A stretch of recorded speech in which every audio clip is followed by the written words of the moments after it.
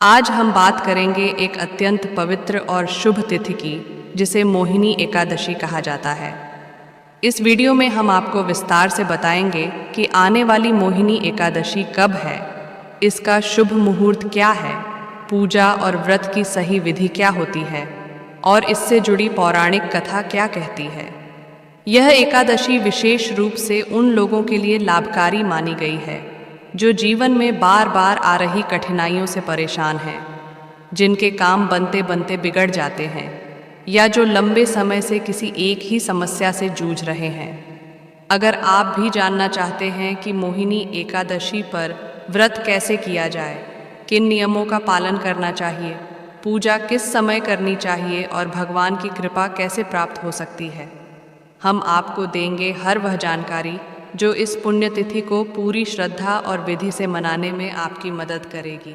अगर आपके जीवन में आर्थिक परेशानी चल रही है, कोई समस्या लंबे समय से बनी हुई है, तो मोहिनी एकादशी का व्रत एक श्रेष्ठ उपाय हो सकता है। अगर आप अपने जीवन में शांति चाहते हैं, मोक्ष की ओर बढ़ना चाहते हैं, तो यह एकादशी एक महान साधन है। आज हम इस वीडियो में जानेंगे कि इस एकादशी का व्रत कैसे करना है, किन चीज़ों का दान करना चाहिए, पूजन की विधि क्या होगी, व्रत के क्या नियम होंगे, इस दिन कुछ चीज़ें छोड़नी होती हैं और कुछ चीज़ों का उपयोग नहीं करना होता। आपको एक दिन पहले से किन चीज़ों का त्याग करना है, इसका भी नियम होता है। यह व्रत किस दिन करना है, इसका शुभ मुहूर्त क्या रहेगा, पूजा का समय क्या होगा, यह सब हम आपको बताएंगे। हम जो भी जानकारी देते हैं वह पंचांग और पुराणों के आधार पर होती है। कौन सा व्रत किस प्रकार करना है, त्योहार कैसे मनाना है, पूजा कैसे करनी है, शुभ मुहूर्त क्या है, यह सब हम आपको विस्तार से बताते हैं। यदि आप इस प्रकार की लाभदायक जानकारी पाना चाहते हैं तो हमारे चैनल को सब्सक्राइब करें। जानकारी शुरू करने से पहले आपसे एक छोटा सा निवेदन है, आपका एक लाइक हमारे लिए बहुत महत्व रखता है। अपनी मनोकामना की पूर्ति और व्रत की सफलता के लिए कमेंट बॉक्स में अवश्य लिखें ओम नारायणाय नमः। इस मंत्र की बहुत अधिक महिमा है और वैशाख माह में यह मूल मंत्र माना गया है। जितना हो सके इस मंत्र को बोलें और लिखें। तुलसी को जल दें तब भी ओम नारायणाय नमः बोलें। पीपल को जल दें तब भी यही बोलें। स्नान करें, पूजन करें। अगर हम पुराणों की बात करें तो उसमें जिस एकादशी का सबसे अधिक वर्णन मिलता है वह यही मोहिनी एकादशी है। इसे दुनिया की सबसे अधिक पुण्य देने वाली एकादशी बताया गया है। पुराणों में बताया गया है कि सबसे बड़ा दान कन्यादान होता है। हमारे सनातन धर्म में कन्यादान को सबसे श्रेष्ठ माना गया है। इसके द्वारा देवता, इंसान और पितर तीनों को तृप्त किया जा सकता है, इसलिए इसे महादान कहा गया है। आप जानकर हैरान होंगे कि मोहिनी एकादशी का व्रत करने से 1000 कन्यादान के बराबर फल मिलता है। जितना पुण्य अनुदान और कन्यादान से मिलता है, उतना ही पुण्य इस एक व्रत से मिल सकता है। मैं आपसे कहूँगा कि एकादशी के दिन व्रत करें, भगवान की पूजा करें, कथा सुनें और व्रत को पूरी विधि से निभाएं। यह व्रत न केवल आपके इस जीवन की परेशानियों को दूर करेगा, बल्कि परलोक में भी मददगार होगा। यह व्रत केवल मरने के बाद काम नहीं आता, बल्कि इस दुनिया में भी इसका असर देखने को मिलता है। अगर आप विधि पूर्वक व्रत करेंगे तो आपका सौभाग्य जागेगा। जीवन की जो भी समस्याएं हैं, आर्थिक, शारीरिक, मानसिक, घर का क्लेश, लड़ाई झगड़े, कामकाज की दिक्कत, व्यापार या नौकरी की परेशानी, इन सब का समाधान इस व्रत में छिपा है। इस व्रत को पूरी श्रद्धा, विधि और नियमों के अनुसार करना चाहिए। इस मोहिनी एकादशी के कुछ नियम दूसरी एकादशियों से अलग होते हैं। यह नियम आपको बताए जाएंगे। यह नियम व्रत के एक दिन पहले ही लागू हो जाता है। मांस आदि का सेवन तो बिल्कुल भी नहीं करना चाहिए। इसके अलावा मसूर की दाल, चने की दाल, हरी सब्जियां, चना और गोंडे का साग नहीं खाना चाहिए। मधु यानी शहद का भी प्रयोग नहीं करना चाहिए। अब आप पूछेंगे कि गुरुजी शहद नहीं लेंगे तो पंचामृत कैसे बनाएंगे? तो आप पंचामृत में शहद की जगह गंगा जल मिला सकते हैं। अब व्रत वाले दिन की बात करें तो इस दिन पान नहीं खाना चाहिए। अगर किसी को पान, गुटखा या तंबाकू खाने की आदत है तो उसे व्रत में इनसे पूरी तरह बचना चाहिए, क्योंकि यह व्रत को खराब कर देते हैं। अगर भोजन की बात करें तो इस दिन सिर्फ फल खाना चाहिए। तेल, मसाले और नमक, यह तीनों चीज़ें पूरी तरह से त्यागनी चाहिए। यह वह चीज़ें हैं जिन्हें व्रत में नहीं लेना चाहिए। दशमी तिथि से ही इनका सेवन बंद कर देना चाहिए और एकादशी के दिन तो बिल्कुल भी नहीं। अब बात करते हैं एकादशी व्रत के पूजन की। व्रत वाले दिन व्यक्ति को सूरज निकलने से पहले उठ जाना चाहिए और अगर हो सके तो स्नान ज़रूर करना चाहिए। खासकर वैशाख माह में स्नान का बहुत बड़ा महत्व है। वैशाख महीने के स्नान का पुण्य इतना अधिक है कि यह कार्तिक स्नान से भी 1000 गुना ज़्यादा बताया गया है। तो एकादशी वाले दिन आपको सूर्योदय से पहले उठ जाना है।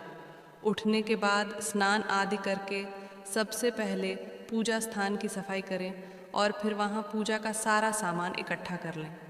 अब आसन लगाकर बैठ जाइए। अब बात करते हैं कि पूजा में कौन कौन सी सामग्री चाहिए। एकादशियों पर माधव रूप की पूजा की जाती है।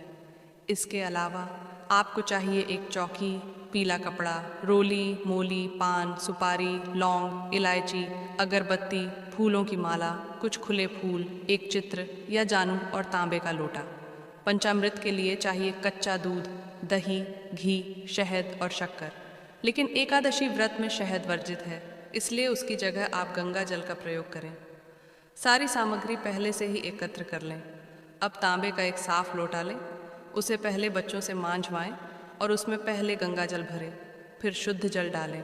इससे स्थान और सामग्री दोनों पवित्र हो जाएंगे। फिर जल के छींटे दें और मंत्र बोलें, जिससे पवित्रीकरण हो जाएगा। अब भगवान को विराजमान करने से पहले अपने हाथ पैर धो लें। सीधे हाथ से थोड़ा जल लेकर हाथ धो लीजिए और फिर भगवान की स्थापना कीजिए। चौकी पर पीला वस्त्र बिछाइए। फिर भगवान की तस्वीर या मूर्ति को वहाँ स्थापित कीजिए। स्थापना करते समय भाव से प्रार्थना कीजिए कि हे प्रभु, हे परमात्मा, हम आपको सादर आमंत्रित करते हैं। कृपया हमारे यहाँ पधारिए और इस पूजा में विराजमान हो जाइए। अब भगवान की तस्वीर को आसन देकर स्थापित कर दीजिए। स्थापना के बाद दीपक सामने रखें। घी का दीपक जलाएं और उसके नीचे भी एक छोटा सा आसन ज़रूर रखें। दीपक को कभी सीधे धरती पर नहीं रखते, उसके नीचे आसन ज़रूर देना चाहिए और धूप रखिएगा। अब आपको दीपक जलाना है और धूप भी जलाकर रखनी है। फिर व्रत का संकल्प लीजिए। संकल्प लेने के लिए अपने सीधे हाथ में जल लीजिए, साथ में एक सिक्का दक्षिणा के रूप में रखें। अब 3 बार बोलिए ओम श्री विष्णु, ओम श्री विष्णु, ओम श्री विष्णु। अब आप अपना नाम, अपना गोत्र, जिस स्थान पर आप बैठे हैं उसका मकान नंबर, क्षेत्र का नाम और शहर का नाम लीजिए। फिर बोलिए कि वैशाख मास की कृष्ण पक्ष की एकादशी के पुण्य तिथि पर मैं दीर्घायु, आरोग्य, सौभाग्य, सुख और संपत्ति की प्राप्ति के लिए एकादशी व्रत का संकल्प करता हूँ।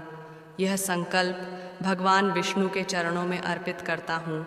फिर हाथ जोड़कर भगवान को प्रणाम कीजिए। अब भगवान का पूजन शुरू करें। भगवान के सामने एक कटोरी या थाली रखें जिसमें आप पूजा की सामग्री अर्पित करेंगे। सबसे पहले भगवान को पद्य और अर्घ्य अर्पित करेंगे।